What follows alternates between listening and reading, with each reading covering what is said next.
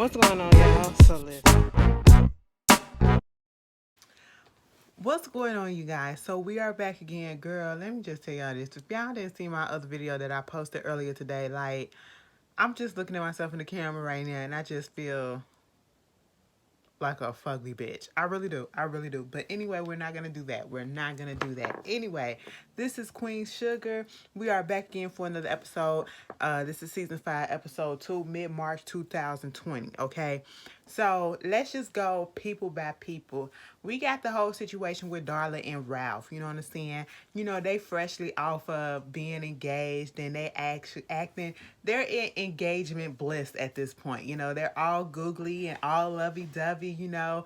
Your love is like my superpower. I was like, oh my God, Ralph, who told you to say that? You know, that was really cute. But anyway, they're getting their arrangements ready. I said, "Oh, y'all just got engaged. Y'all really in on this thing. Y'all ready to go? Okay, we are already looking at engagement party invitations, probably finna do some wedding invitations and stuff like that. You know, Darla talking about how she want a small wedding, okay, a small but cute but quaint little wedding, you know. And they just seem so in love and so blissful. Like I seen, this is the happiest that they've been in a long time, okay, that we seen them, and we can feel the chemistry. Like I really feel the chemistry between these two. You know, sometimes there be characters or actors that get together and you could just tell that they're just acting. You don't feel no type of chemistry between them or whatever. They're just there to do a job or whatever. But with these two people, Kofi and girl Bianca, I could feel the chemistry. You know what I'm saying? So basically they got that going on. Then Darla says, listen, so my boss is putting me up for this management position, you know, like a little promotion or whatever, management training position. And, you know, so I'm going to do the interview for that. And, you know, of course, Ralph is being the supportive fiance at this point, the supportive lover, you know, just encouraging her. I do like the fact that she did call Charlie, and Charlie and her are on good terms now because their relationship was kind of rocky a little bit at one point in time, but they are on good footing. And you know, Charlie is giving her the examples of what she needs to do an interview, because at this point Darla has been through so much in her life. Darla is trying to get back on a good footing. Okay, she's trying to get back on a good track and, you know, go into the right direction, on the right path. That is what she's doing. And we see her steady coming out of her slumber, steady coming out of her, you know, wrongness and getting into her rightness, you know, if you want to call it that way. You know, she's trying to get her life together. And so this getting this management position, if she gets it, that'd be a big thing for her. And she's a bottle of nerves, okay? She's a ball of nerves at this point. And Charlie is giving her tips and techniques of what she should say, what she shouldn't say, how she should present herself, how she should assert herself, how she should let them know that I am the future. Don't let your past dictate your future. You know, getting a position and doing this interview is about your future. It's not about your past at this point, okay? It's about what you can do to help their future and that company and all that stuff. You know, so later on, we wind up seeing them together. You know, she's nervous. We get to see Blue playing chess with Darla. Let me tell you something. I might shed a little tear when Blue goes through puberty. Like, he is the cutest child star on TV now. Like, to me, I don't know. I don't know. It's like I grew up with, like, that's my little baby or something. But anyway, so yeah, they up there playing chess and all that. And you know, they was supposed to go out and, you know, have a little get together. I guess they was gonna do something, because at one point Darla and Ralph was up in the car together, right? You know, and throughout the episode, the theme of this episode should have just been called When Corona Hit, Bitch, okay? Because it was basically replaying out the same reality that we went through, you know, thinking that everything is fine. And we keep on hearing reports of, well, this virus is over there in China, and so now it's over in Seattle, because that's where I first heard that it was here in Seattle. That's what I think the first case was, actually in Seattle. That was out here in the United States of America when it came here. And so, we keep hearing little spots of that, spots of that. We see Ralph in the car. He like, I don't want to hear nothing about this, okay? I think they like putting too much on it, trying to make us scared and all that stuff. He turned the radio to a rap song and all that. It's Nas, Blacker Than Black or something. Girl, one of Nas' new song, okay? Anyway, moving on from that, that was that. We see Darla in the mirror and she's practicing. She's practicing what she's going to say in an interview, and she's becoming so emotional because I feel like it's like she never thought that she would be up in this spot and she don't want to mess it up. So she's a ball of emotions, you know what I'm saying? Given that she was a fuck up at one point, having all the drugs and, the things that she did with her body to get those drugs and stuff like that. And just all the mess that she went through, and now she's cleaning up and she got the opportunity to do something really good with herself. And she's just a ball of emotions. And then, you got Ralph behind her telling her you're going to get it. Okay, it's all to the good, and that was them. Meanwhile, we get, listen, Charlie girlfriend, what's going on, okay? What is going on? Ever since Charlie got this new dough bitch, okay, Charlie came through with the vibe. All right. And, Charlie said, bitch, I'm laughing in charge, okay? We first see Charlie. She was supposed to meet up with Parker, okay? Parker played her ass. Parker played her ass. She went up there to meet up with Parker. Miss Secretary lady, she was like, Parker is not here.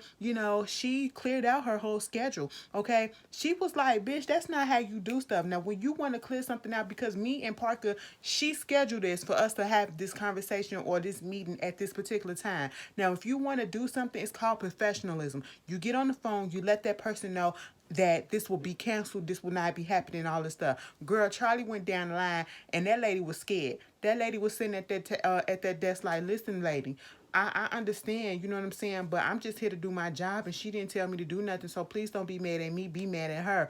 And pretty much, that's what it was. But Charlie wasn't pissed off at the secretary girl. She was pissed off at Parker.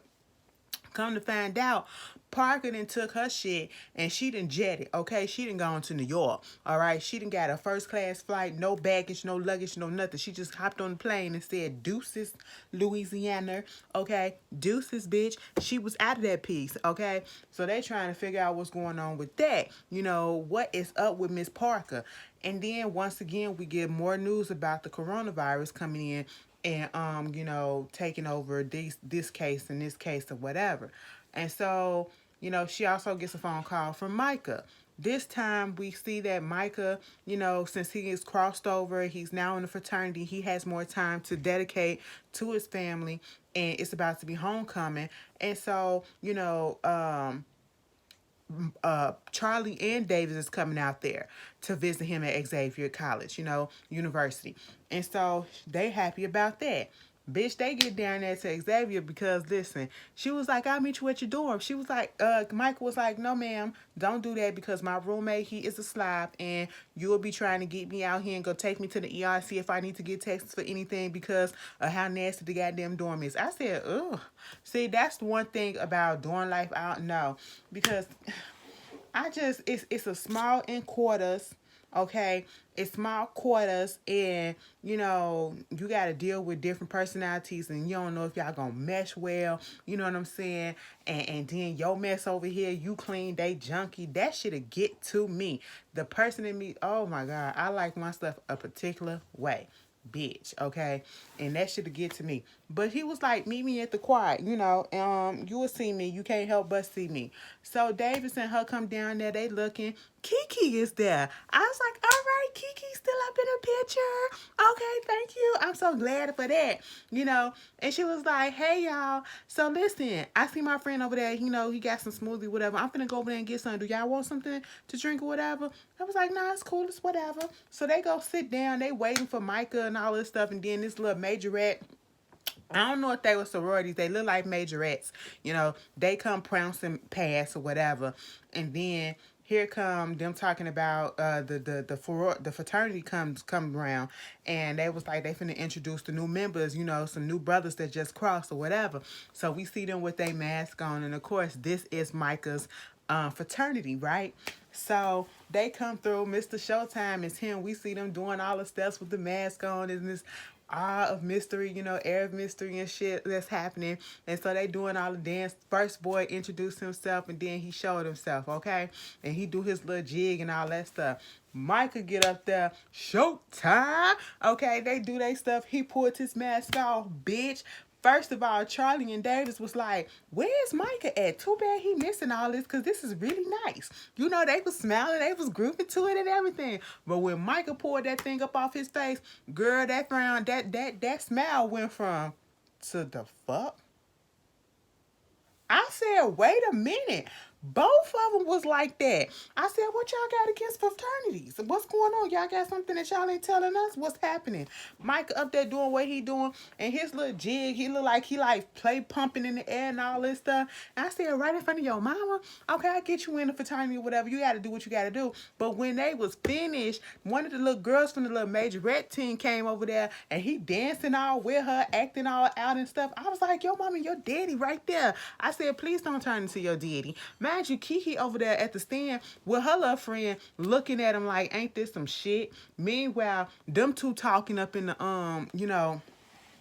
uh, in the little, one of the classrooms. And, he was asking her, did you feel a way about me dancing with the girl or whatever? She was like, no, that's cool.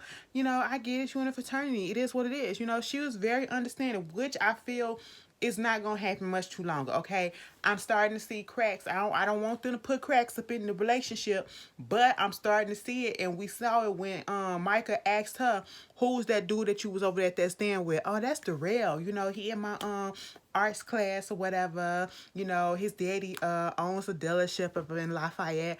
Oh, he owns a dealership up in Lafayette. I said, Micah, don't do it, bitch. Don't do it, bitch. Okay, bitch, you over there dancing all up on that girl in front of your daddy and your mama. Okay, with no respect, and your girl right there, and she over there just talking to the dude that just gave her a little smoothie. Okay, listen, don't do that to these little young couple. I said, oh, first loves, don't break up. Okay, but anyway.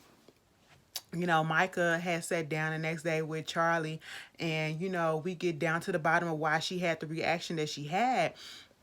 Seeing that she was in a fraternity, it wasn't that he was in a fraternity, it was the type of fraternity that he was with.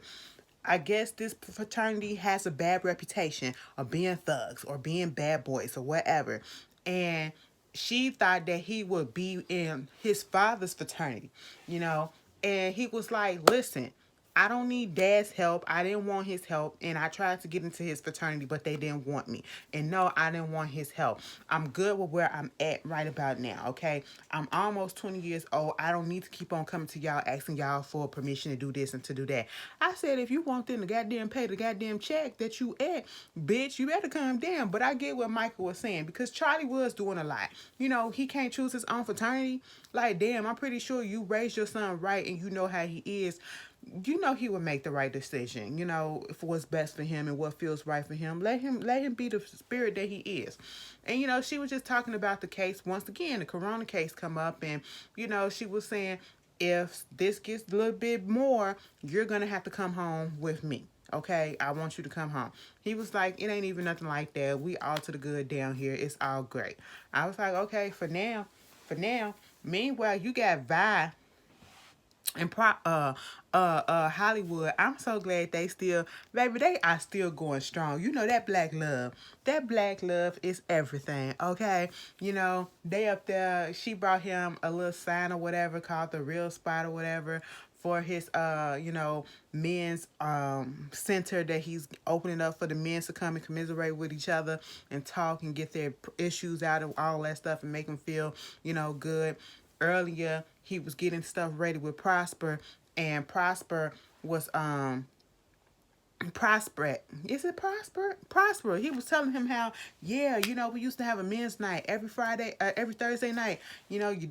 Ernest and some other people, Clydell, we all used to get together on Thursday nights and, just talk about this and talk about that. But then all of a sudden, just, slowly but surely, people stopped showing up, And so they was just talking about that. And it is a lot of foreshadowing that was going on in this episode.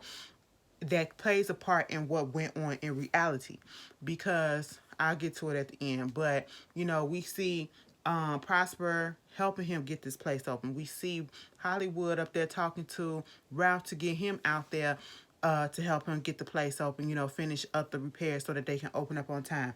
Vi comes out there, they lovey-dovey and trying to recreate their, you know, first date night, you know, 18 years ago. I said, damn, they've been together that long? Wow. Okay. But, so they going through all of that, and then Vi gets a call from Charlie talking about what's happening with the corona and stuff being shut down. Mind you, did y'all see when Charlie got that message, the messages, and she went to her phone and they was talking about emergency board meeting or whatever with the council people and all that stuff so they can, you know, see what's gonna happen if they're gonna close down. I said, bitch, Charlie, do you need glasses? Do you need contacts? I ain't never seen nobody. Now, I know that the font can get that big because probably some old people, then, you know, older people probably got fonts like that on their phones or whatever, but I've never seen it. You know, even when I set up my phone, that is an option. I've seen how it looks. I was like, oh my God, Charlie, why is your font so big in them text messages? And she was still looking at him like this. I said, girl, you can't see. I ain't never seen no mess like that. That shit was funny to me. Okay, so she had to relay the message to Vi first, you know, to let her know that, hey, you're going to have to shut down Vi's Pies for a minute. You know what I'm saying? And they thinking everybody, and this is the thing, everybody was thinking that everything was going to be shut down for at least, if we do the shutdown, it was going to be for like 2 weeks. That's what it was, okay? So she thinking that, you know, we going to open back up April 1st. We see her put the sign up in the thing. And it is, I'm just going ahead and put it out there. It's going to be a whole bunch of foreshadowing about what's happening and what has happened to a lot of businesses. We don't know if these businesses will be viable once they come back off of the quarantine or whatever. We don't know if Vi's Pie is going to still be there, if it's going to survive. Hollywood, he just opened up his spot. He hasn't even opened his spot up yet, and he got to close it down before he can even open it. Is he going to lose the money that he invested in this place because it's not open to the public and doing the service that he intended for it to do because it's closed down due to the pandemic and the quarantine, and we got to social distance and we got to wear the mask and all that stuff. Darla situation, baby. We saw the preview. Baby, Darla gets laid the fuck off. Ain't that some shit? Ain't that some shit? And then my boo gotta go get a regular 9 to goddamn 5, okay? He gotta go get a regular job. He can't even do the harvest no more. I said, what is going on? You know, they talking about in the beginning, you know, when Darla and Ralph had that little conversation and they was bigging each other up and was like, can't nobody steal our joy unless we let them, okay? And I was like, man, you gotta adjust, and that's what Ralph gonna have to do. I said, oh my God. And Darla was looking forward to all this stuff, and then the shit finna come crumbling down. And that is the reality that happened with a lot of people during this pandemic. They were starting businesses, in the throes of businesses, and then either had to put their ideas and their business on hold because everything shut down. And then once things start opening back up, some businesses don't come back, you know. So it was a sad thing. But baby, I say the best for last. Hold on a second. Miss Nova girl.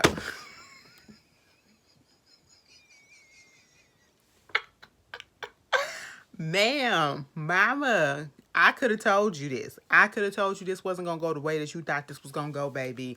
Okay, you was all insistent on, oh, Calvin, let me meet the family. Okay, I can go to Grandpa Greer's birthday party. You know, he turning 85 or whatever. You only turn 85 once, okay? And everybody's going to be there. So, you know, you met my family. Let me meet yours, okay? You know, she on the phone with Charlie talking about I'm about to go over there and meet his family or whatever, you know, his kids, okay? At least all his kids. Well, not all his kids, because one of them, they at college or whatever, but the other two, I'm going to meet them and his family and see how that goes. You know, she a little nervous, but she all to the good. Baby, they get to the party. His mother meets them. Hey, Calvin. Oh my God, I'm so glad that you're here. Oh my God, who is this? This is Nova? Oh my God, she's just as pretty as she said she would be.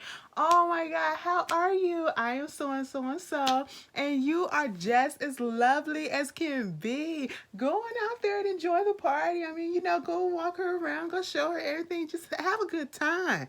Mama was all for the shits, okay? And I'm sitting here like, what's the goddamn catch? You know what I'm saying? I'm not gonna lie, okay? I get a little nervous when I get around a whole bunch of white folks. I don't know why, but I do.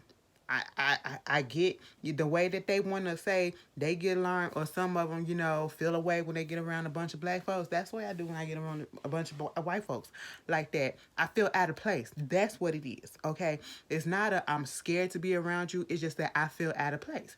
So I know Nova felt out of place, okay?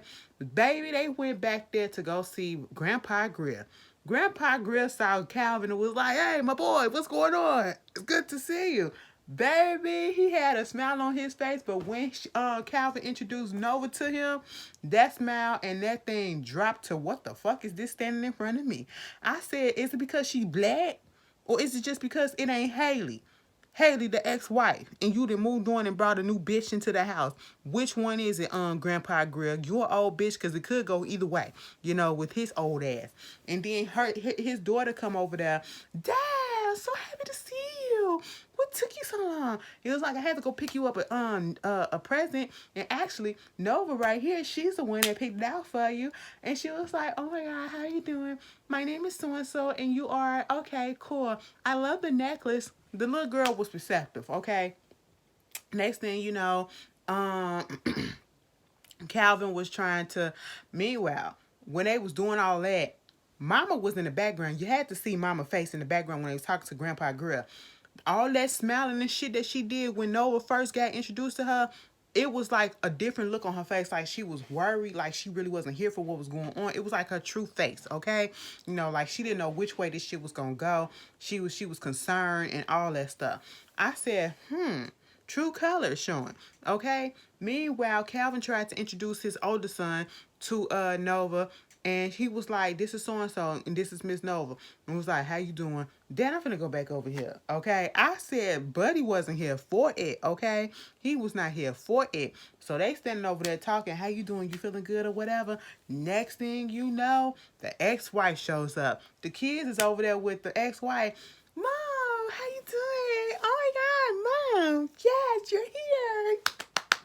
Girl, Calvin said, you want to go? She was like, no, it's good. It's good. Bitch, I said, you got a lot of balls, okay? You got a lot of nerves. You got a lot of courage. You got a lot of confidence to come up in there knowing damn well you was fucking around with that married man while he was married. And there go the ex-wife that he left for your ass, okay? That's what it is. In the house, you going to bring your hoe in the house. I'm not even necessarily mad at Haley for being the way that she was, like upset. I would feel some type of way too if I was with somebody and they cheated on me and they brought that bitch around my kids and they brought that bitch around the family too, and like everything is all good. She ain't healed from that shit, so it's understandable.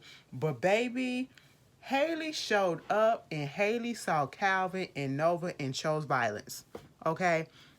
She went over there to them and was like, oh, so this is Calvin? So you brought your little girlfriend, huh? Nova, is it? She was like, yeah, my name is Nova. It's finally good to meet you. How does it feel to be a home wrecker? I said, oh, shit.